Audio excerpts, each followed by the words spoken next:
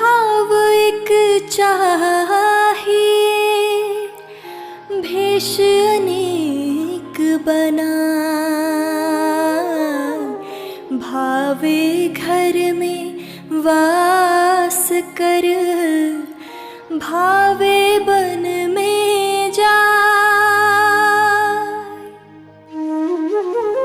अगर प्रेम को समझना है तो दिल खोलना पड़ेगा, क्योंकि प्रेम एक ऐसी चीज है जो सब जगह है पर शब्दों में नहीं। और अगर प्रेम जागृत होगा तो वो आपके हृदय में जागृत होगा।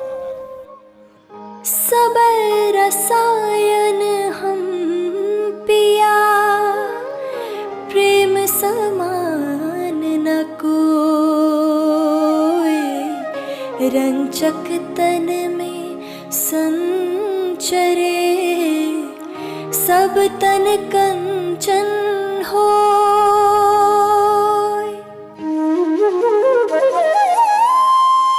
जब पत्ता पेड़ पे होता है वो टूटेगा नहीं, पर जब वो उस पेड़ से अलग हो गया और सूख गया तो उसको आप ऐसे करेंगे कड़क टूट जाए। प्रेम वो चीज है जो मनुष्य को टूटने से बचाता है।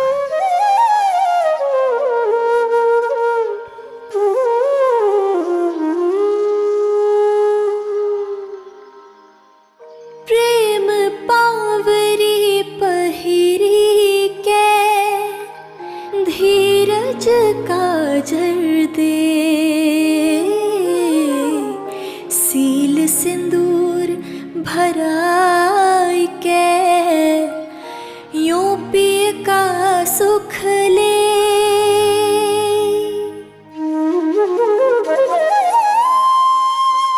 हर एक व्यक्ति चाहे वो खुदा से प्रेम करे, भगवान से प्रेम करे, गॉड से प्रेम करे, एक दूसरे से प्रेम करे, क्योंकि कई लोग हैं जो कहते हैं मैं लोगों से प्रेम नहीं करता हूं, मैं सिर्फ भगवान से प्रेम करता हूं।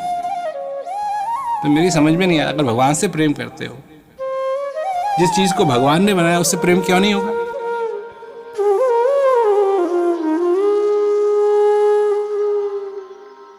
प्रेम छिपाया ना छिपे, जा घट पर घट होए, जो पै मुख बोले नहीं तो नैन देत है रोए।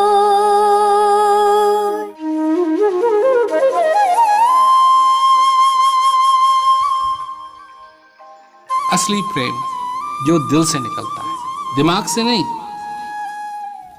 जो एक ऐसी चीज है कि जिससे प्रेम है उसको दिल में बसा लिया तो 1000 कोस की दूरी भी खत्म हो जाती। प्रेम एक ऐसी चीज है जिसको समय नहीं छू सकता। सब चीजों को छूता है प्रेम, परंतु प्रेम एक ऐसी चीज है कि समय उस प्रेम को नहीं छू सकता है। कबीर प्याला प्रेम का अंतर लिया लगा, रोम रोम में रमी रहा, और अमल क्या खाए।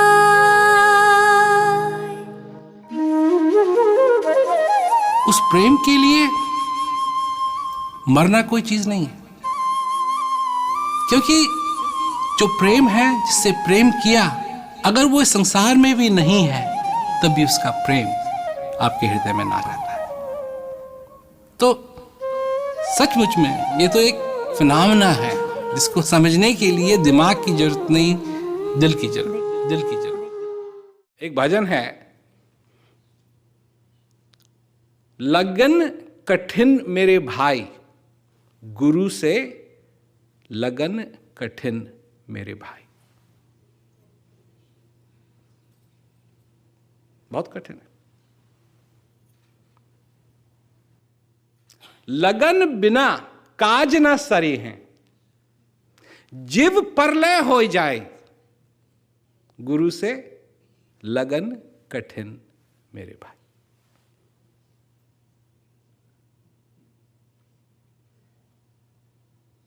क्यों? क्योंकि जो मैं कह रहा हूं ये तुमको समझ में तो आ रहा है, पर इसको सही करने के लिए तुम्हारे को डर लगता है।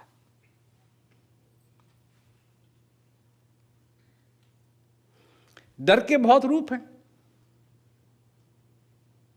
डर का एक ही रूप नहीं है। डर का ये नहीं है जैसे यहां क्या कहते हैं भूत आ गया कोई आ। डर का एक रूप नहीं है, डर के कई रूप हैं।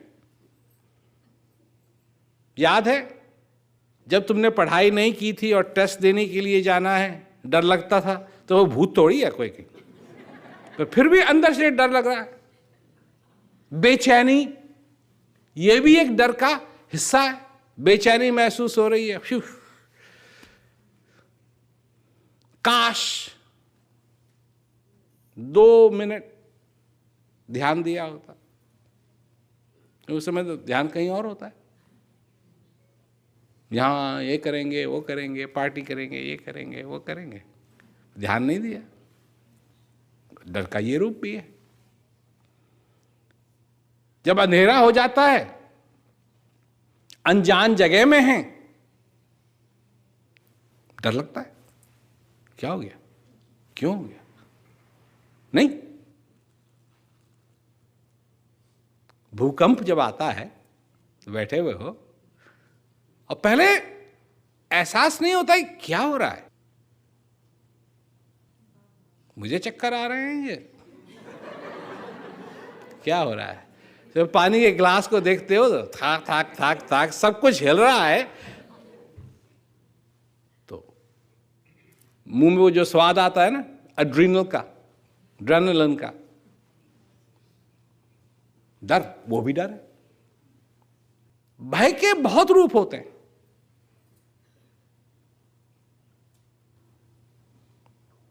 जब तुम छोटे थे, डॉक्टर के पास नहीं जाना चाहते थे, कहीं जाके छिप जाते थे, रोते थे, ये भी भय है। तो डॉक्टर के पास जाएंगे, वो सुई लगाएगा, दर्द होगा, नहीं जाना है।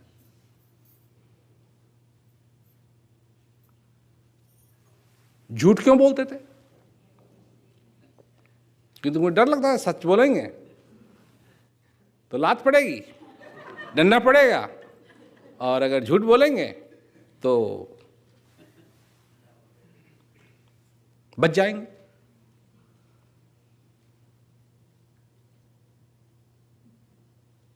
ये भी भय है। और किसी चीज को न करना, उसका बहाना बना देना, कि नहीं हमारे पास समय नहीं है। अगर कोई कहे जी मैं आपसे मिलना चाहता हूं और तुम नहीं मिलना चाहते, हो सकता है कि तुम कहो पता नहीं क्या कहेगा, हो सकता है कर्जा मांगे, हो सकता है कुछ और करे, कुछ हो सकता है और करे, अभी टाइम नहीं है, बाद में। ये भी एक भय है।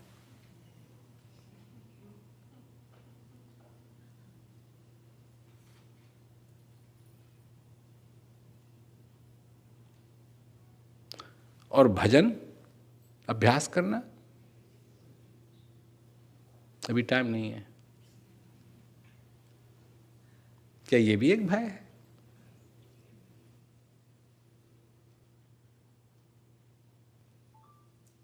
क्या ये भी एक भय है? उसको तो भूलते नहीं हो।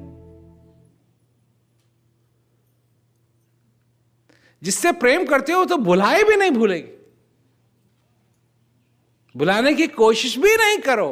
अगर किसी भी रूप में कुछ भी कर लो, उसको भुला नहीं पाओगे।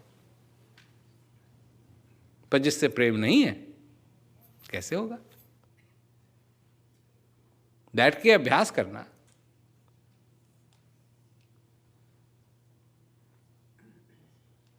और इससे क्या होता है? जो अनुभव होता है वो तुम्हारे दिमाग को अगर पसंद हो ना हो, पर तुम्हारे हृदय को जरूर पसंद है। हृदय को तसल्ली मिलती है, हृदय खुश होता है, अंदर से खुशी आती है। चाहे बाहर से कितनी भी बारिश हो रही हो, संकटों की बारिश चाहे कितनी भी हो रही हो, फिर तुमको अंदर से प्रेरणा मिलती है अपनी शक्ति, अपने अंदर की शक्ति।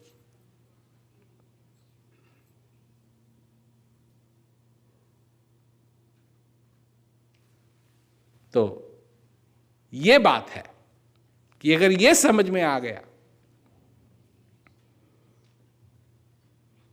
और इस जीवन को इस प्रकार अगर जी लें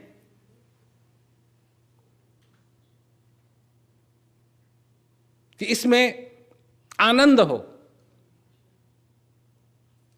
और इसी का रास्ता बताने के लिए आदिकाल से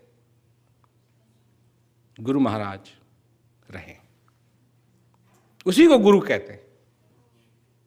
कि बिना महाभारत के हुए हुए तुम्हारे जीवन के अंदर महाभारत हो रही है, ये उस महाभारत से निकालने के लिए आते हैं।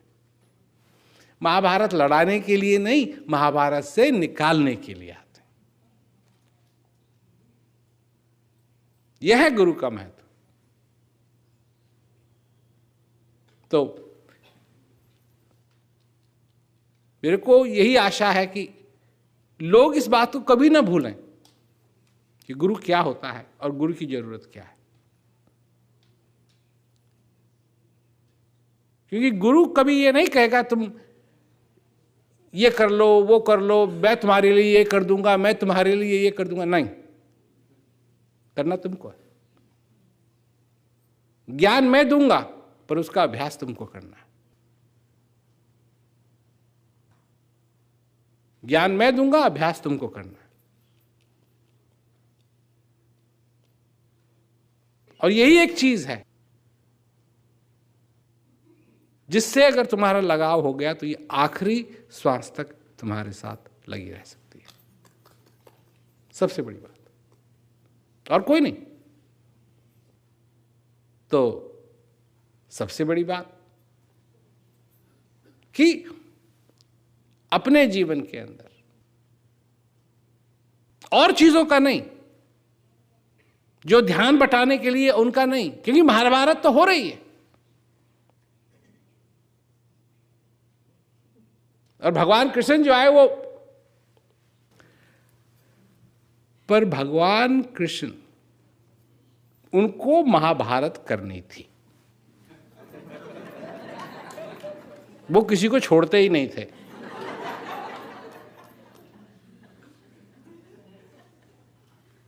क्योंकि वो उनका अवतार ही इसीलिए हुआ था। उनके साथ तो एक बार ये बात भी हुई कि जब वो अपने गांव में थे, ग्वाले थे, सब कुछ थे, तो एक दिन वो बोलते हैं सब ठीक है, बड़ा खुश हूं मैं, सब ठीक है, मैं राधा से शादी करूंगा, मेरी गौएं हैं, मैं प्रसन्न हूं। तब ऋषियों ने याद दिलाया कि आप इसलिए पैदा नहीं हुए हैं। मतलब भगवान कृष्ण कहते हैं मैं तो यहां सेटल हो जाऊंगा, राधा से प्रेम है, राधा से मैं शादी कर लूंगा, और मैं गौएं हैं मेरे पास, मेरे सारे दोस्त यहीं हैं, मेरी माँ भी यहाँ है, मेरे पिताजी भी यहाँ हैं, सब कुछ है, थैंक यू वेरी मच, मैं यहाँ सेटल हो रहा हूँ। तब याद दिलाया आप इसलिए थोड़ी पैदा हुए हैं, आप तो किसी और चीज के लिए पैदा हुए। तो समझ में आनी चाहिए बात। एक तो अवतार है जो ये कह रहा है कि ठीक है ये होना है, परंतु ये जो इस जीवन का, जो जीवन की महाभारत है, इससे कौन निकालेगा? कि महाभारत तो हो रही है और हर दिन होती है, सुबह से लेकर शाम तक, और फिर शाम में भी कोई छोड़ता थोड़ी है। वही चीज जो तुमको सारे दिन दुखी करती रहती है, फिर वो रात को भी दुखी करती है। एकदम वही हाल हो जाता है जैसे जब तुम बच्चे थे। बोलने में भी मुश्किल हो रही है, सुनने में भी मुश्किल हो रही है, देखने में भी मुश्किल हो रही है, हाथ हिलाने में भी मुश्किल हो रही है। एक ही चीज़ रह जाती है जो तुम आराम से जैसे लेटे हुए हो, श्वास चल रहा है, बस चल रहा है, ये तुम कर सकते हो। तब अगर उसके साथ नहीं जोड़ा जो अंदर चल रहा है तो फिर क्या करोगे? दूसरी चीज, ये जो तुम्हारा दिमाग है, ये जो तुम्हारा है, ये परेशान करने में तुमको इतना माहिर है कि तब भी आके परेशान कर सकता है और करता है।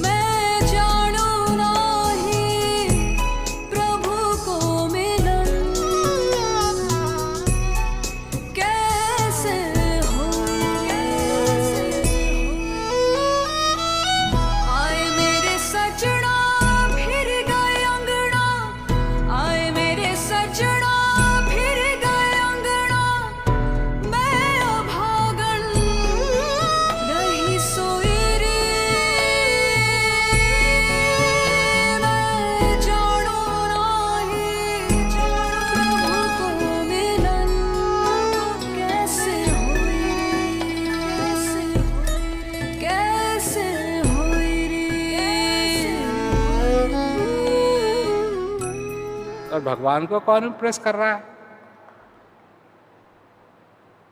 जानते हो भगवान कैसे इम्प्रेस होगा? मालूम भी है? मालूम भी है कि भूल गए?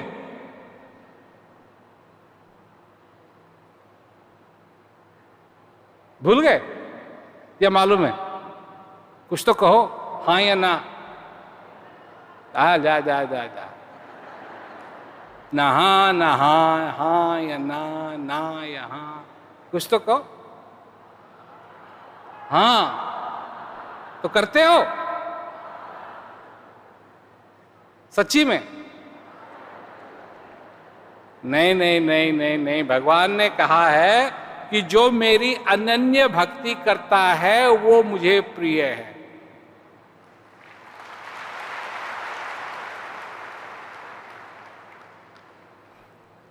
तो तुम भक्ति किसकी करते हो?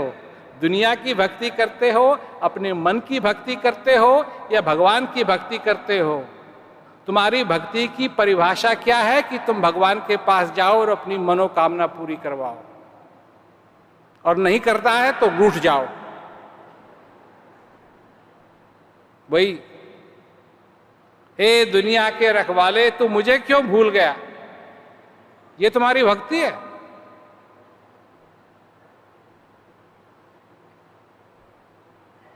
ये तुम्हारी भक्ति है?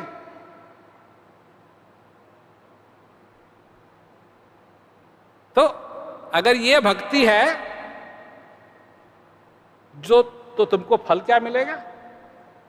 ऐसी भक्ति का फल, जो गड़बड़ भक्ति है उसका क्या फल मिलेगा? गड़बड़ फल मिलेगा।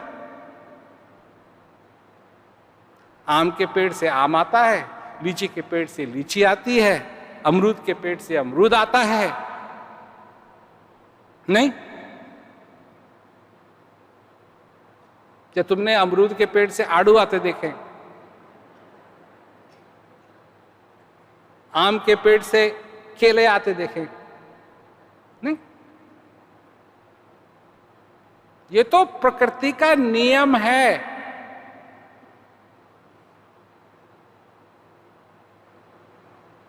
ये तो प्रकृति का नियम है। तो अगर तुम्हारी भक्ति गड़बड़ है, उसका फल तुमको गड़बड़ मिलेगा। भक्ति सही है, चाहे और सब कुछ गड़बड़ हो, उसका फल तुमको सीधा मिलेगा। इस हृदय के अंदर आनंद भरेगा, इस जीवन के अंदर आनंद भरेगा।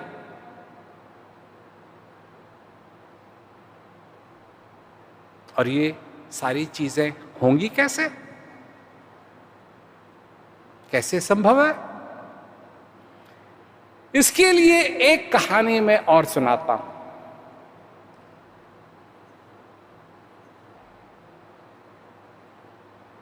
और ये तुमने नहीं सुनी है पहले।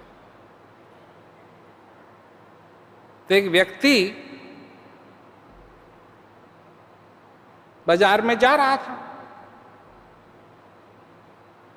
कभी इधर देखे कभी उधर देखे, अच्छी अच्छी दुकानें थीं। एक दुकान के आगे आया तो उस दुकान पे लिखा था भगवान की दुकान। भगवान दास नहीं, भगवान की दुकान।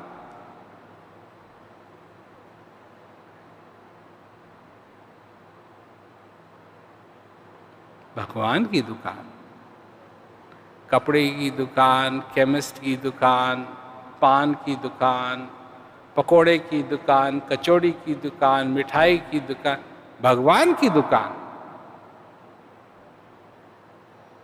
तो आदमी को लगा कि ये तो बड़ी अजीब चीज है, मैंने पहले ऐसी कोई चीज ही नहीं देखी, भगवान की दुकान।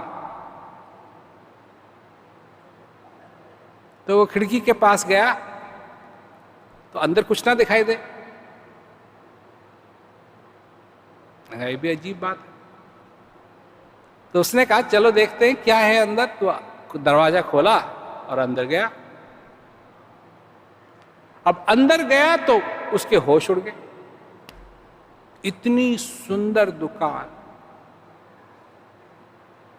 बड़े बड़े स्तंभ लगे हुए, उसकी सीलिंग इतनी ऊंची कि पूछो मत, और जगह जगह बहुत सुंदर सुंदर चीजें जैसी उसने कभी पहले नहीं देखी। ऐसी ऐसी चीजें वहां सजाई हुई।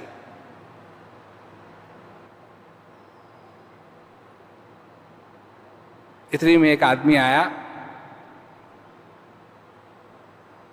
कहा वेलकम, आपका अभिनंदन है, अच्छा हुआ आप आए, कहिए मैं आपकी मदद कर सकता हूं। उसने कहा भाई क्या ये सचमुच में भगवान की दुकान है? कहा बेशक, बिल्कुल भगवान की दुकान।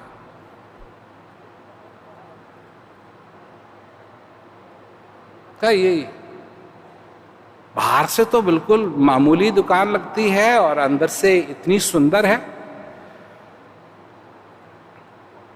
कहा जी बिल्कुल भगवान की दुकान है, और कैसी होगी?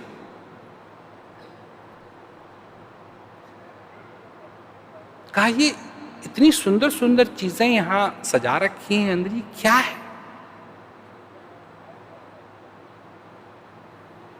एक ही तरफ वो हाथ करता है कि ये आनंद है। इतना सुंदर फूलों से सजा हुआ, इतनी सुंदर चीज जो कभी पहले उसने नहीं देखी। का ये आनंद है, आनंद है, बहुत ही सुंदर है। कहा आनंद तो सुंदर है ही। दूसरी तरफ ये विवेक है, ये स्पष्टता है, ये भक्ति है।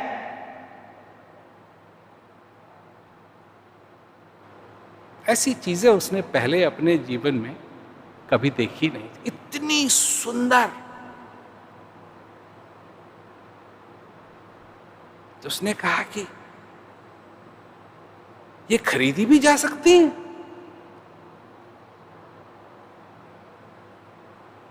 तो वहां जो उसकी मदद करने वाला था, बेशक। और कहा यही नहीं, ये खरीदी भी जा सकती है और मुफ्त की है। उसने कहा ये तो बड़ी अच्छी बात है। कहा कि मैं एक से ज्यादा ले सकता हूं? बिल्कुल, उसने कहा कि मेरे बीवी भी हैं, बच्चे भी हैं घर में, मेरे माता हैं, पिता हैं, मैं सबके लिए खरीदना चाहता हूं, मैं सबके लिए लेना चाहता हूं, तो कृपया मुझे, मेरे दोस्त भी हैं, 16 आप बांध दीजिए। भक्ति, भाव, स्पष्टता, आनंद और भी चीजें, इन सब को 16 आप बांध दीजिए। उसने कहा इंतजार कीजिए, 1 मिनट में अभी आता हूं। तो आदमी पीछे गया, 5-10 मिनट के बाद वो आया और उसके हाथ में एक छोटा सा डब्बा, वो ये उस आदमी को थमाता है, कहता है ये आपका ऑर्डर।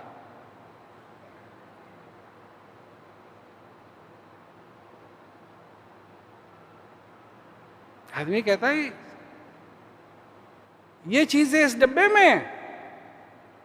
कहा जी बिल्कुल, और 16 आपने जो ऑर्डर दिया था वो उसके हिसाब से है, अब आप इसको ले जाइए। उसने कहा ये कैसे संभव, ये तो इतनी बड़ी बड़ी चीजें हैं और ये डब्बा तो बहुत छोटा है, ये इसमें कैसे फिट हो गई?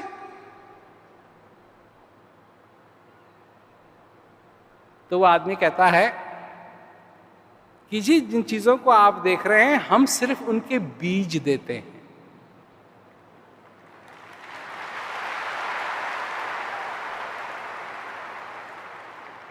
जिसको आप ये चीजें देना चाहते हैं हम सिर्फ बीज देते हैं, इन बीज को बो, इनकी देखभाल करो, ये बड़े होंगे और जब बड़े होंगे तो ये आपको मिले।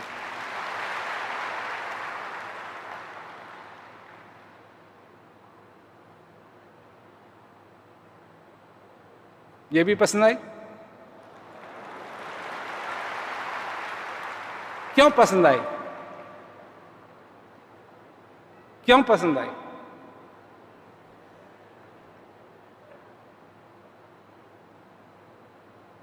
मुफ्त की थी इसलिए, सुंदर थी इसलिए,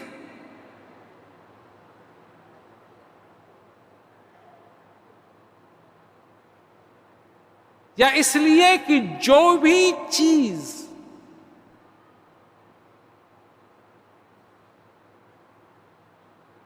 सबसे बड़ी चीज तुम्हारे जीवन में जो भी मिलती है वो एक बीज के रूप में मिलती है।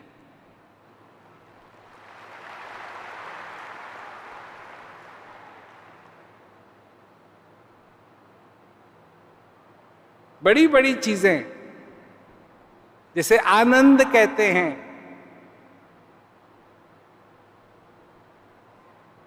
जिसे दया कहते हैं, जिसे स्पष्टता कहते हैं,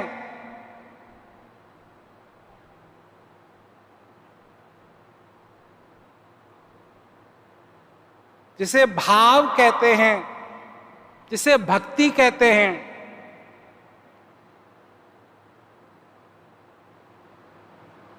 ये सब बीज रूप में मिलते हैं। इनको बोना पड़ता है। जिसे प्यार कहते हैं वो बीज रूप में मिलता है, उसको बोना पड़ता है, उसको पानी देना पड़ता है, उसकी देखभाल करनी पड़ती है, तब वो जाकर के उस रूप में आता है जिस रूप में तुम चाहते।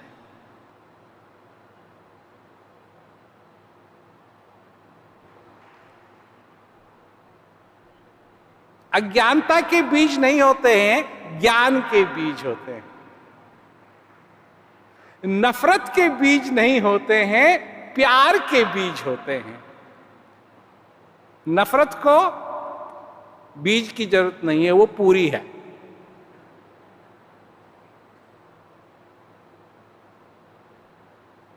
गुस्से के बीज नहीं होते हैं,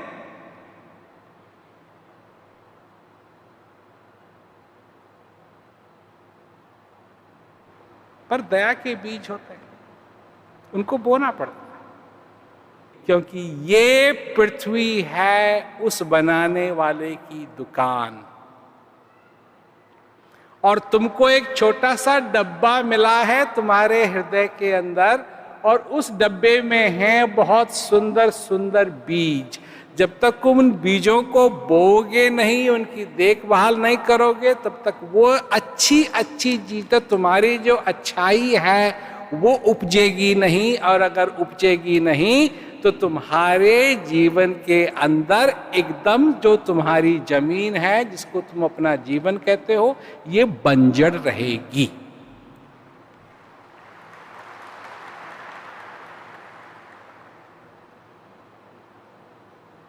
क्योंकि इस जमीन में कुछ ना कुछ तो उगेगा, या वो उगेगा जो तुमने बोया है, या वो उगेगा जो तुम नहीं चाहते हो। अगर तुम्हारी खेत में वो उग रहा है जो तुम नहीं चाहते हो, अगर तुम्हारे खेत में वो उग रहा है जो तुम नहीं चाहते हो, तो इसका मतलब है तुमने वो नहीं बोआ जो तुम चाहते थे। उखाड़ो उसको जो तुम नहीं चाहते हो, और बो उसको जो तुम चाहते हो।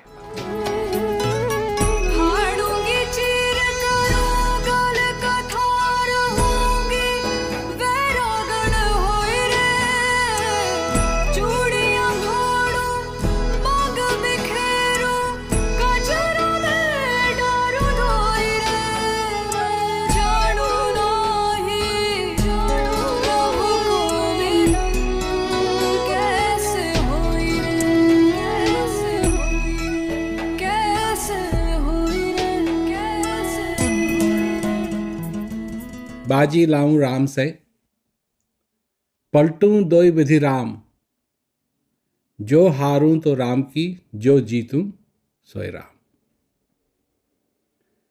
अब ये सुनने में बहुत सुंदर है, इसमें भक्ति है, इसमें भाव है, और सबसे बड़ी चीज इसमें यह है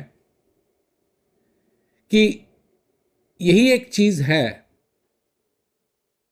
अपने आप को जानना, अपने अंदर स्थित जो परमात्मा है उसको जानना, कि दोनों तरफ से ही अगर बाजी लगाई जाए, हारो तो भी जीतोगे, और जीते तो जीतोगे। तो यही एक ऐसी चीज है, क्योंकि इस संसार के अंदर अगर बाजी लगाओगे, जीत तो जीते, हारे तो हारे। और यही कारण है क्योंकि ऐसी बाजी हम हमेशा लगाते रहते हैं जो हमारे लिए दुख का कारण बनता है। माँ बाप, पहले जो बाप है वो बाप नहीं होता है, आदमी है, कर रहा है जो कुछ भी कर रहा है, वो पढ़ रहा है, लिख रहा है, उम्र आती है उसकी शादी की, उसको किसी से प्रेम होता है, या वो उसकी इच्छा होती है किसी से, या उसके माँ बाप कोई अरेंज करते हैं उसके लिए शादी, लड़की लड़की होती है, वो दोनों आते हैं, शादी होती है, शादी होती है तो बच्चा होता है, माँ बाप बनते हैं।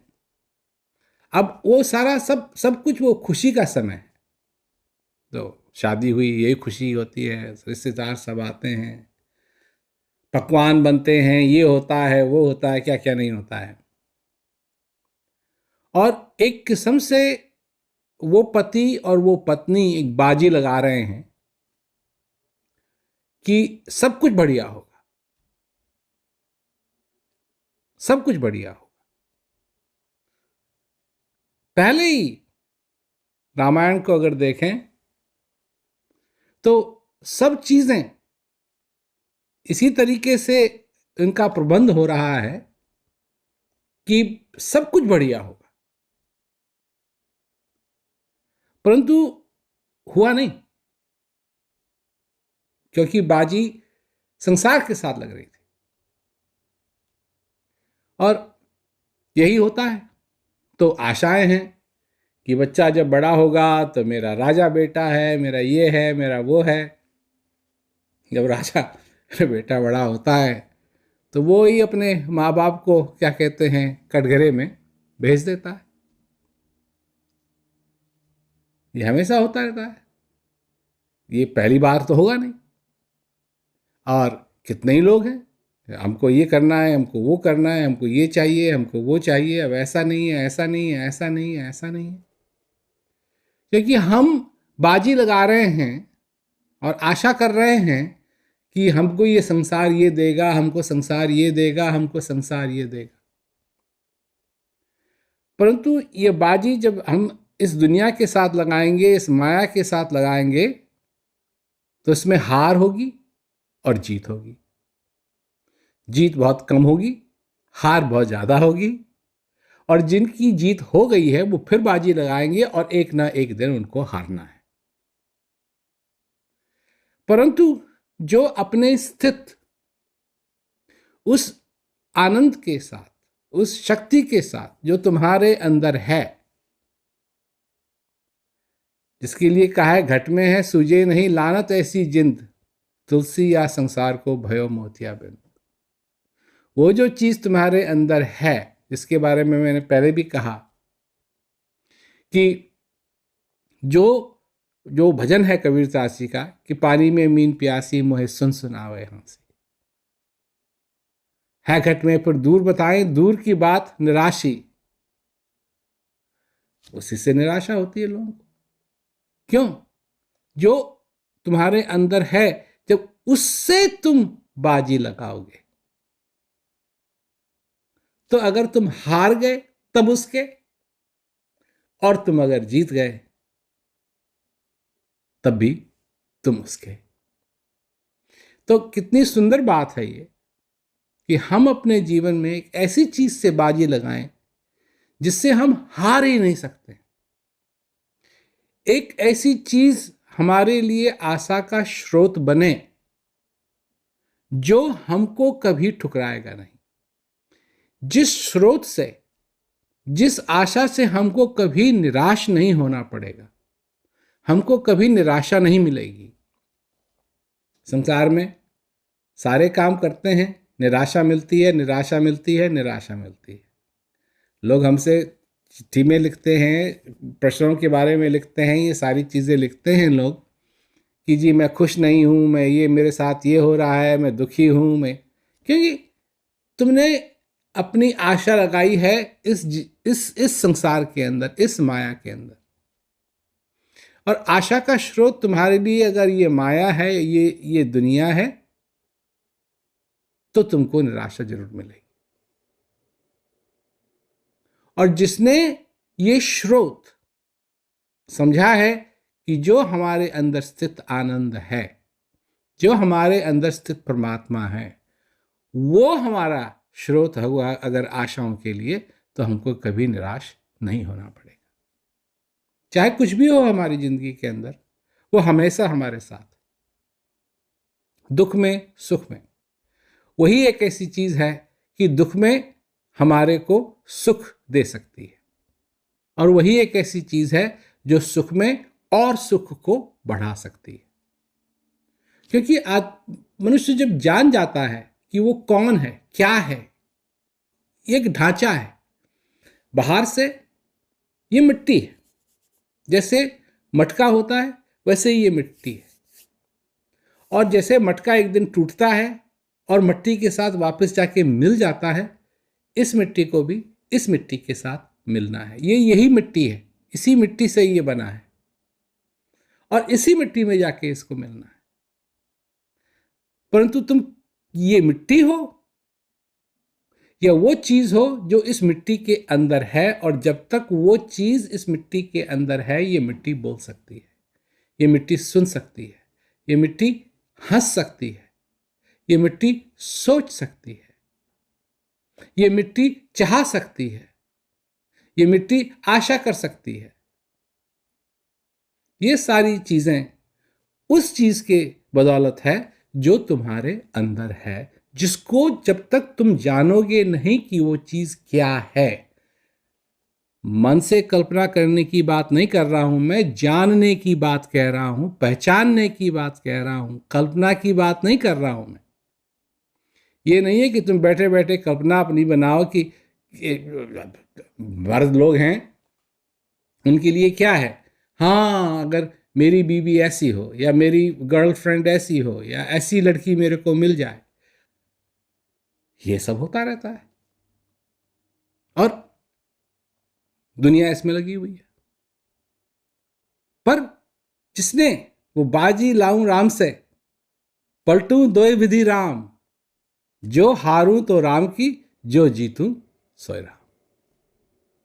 अगर मैं हारा तब भी राम का और जीता तब भी राम का, क्योंकि राम ही को जीत लिया मैंने।